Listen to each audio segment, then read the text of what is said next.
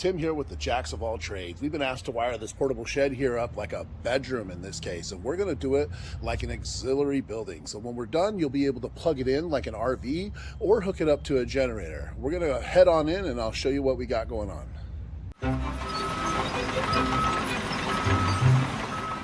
So we're about halfway through roughing this in, and there's a couple things I wanted to point out to make sure you understand. They are going to heat this area.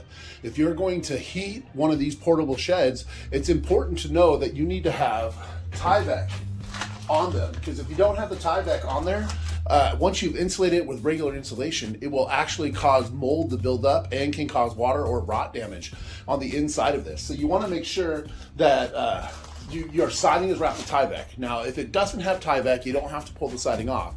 You can come back and use closed cell insulated or spray foam insulation and do an inch of that, which will also provide a moisture barrier.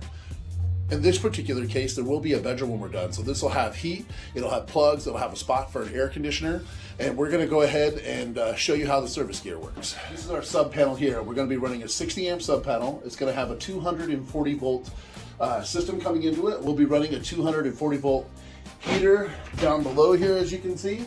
We're gonna also be running a 110 dedicated circuit for outside, 110 dedicated circuit for the AC, a 110 dedicated circuit for the lights, and a 110 dedicated circuit for the rest of the plugs. Let's move outside and I'll show you where we're gonna put the gear. Here we are on the outside. Right here on the back side of this is the other side of the wall from the panel. We are gonna put a 60 amp hot tub disconnect right here, and this 60 amp hot tub disconnect is going to work as GFI protection for the whole building, so that once it is plugged in, it will have a full GFI protection, so that if the cord that comes into it gets wet for any reason, it'll blow this instead of blowing the main breaker in the house. Then we're going to come down off of this and we are going to put an RV inlet right here, a 50 amp plug that will feed into the 60 amp disconnect, which will then go from the 60 amp disconnect into the panel inside. And in this particular case, we are going to come in from the crawl space of the house. We're going to run a 50 amp breaker to an outlet right here on the house. And that way we can plug in one of the end of the RV cord here, and then we can run the cord all the way to here where we're going to install the plug, and then that will give that whole shed 50 amps worth of power. And if they ever decided they wanted to move this, like their plan is on this one, they can literally just unplug it and move it over there, and the 50 amp on the house can be used for an RV or whatever else later. Or in the same setup, you could put a 50 amp you could plug a 50 amp generator cord into the same thing, creating the 240 volts to actually make this system safe. Okay, if you look down here, you can see we actually put the GFI disconnect in the basement.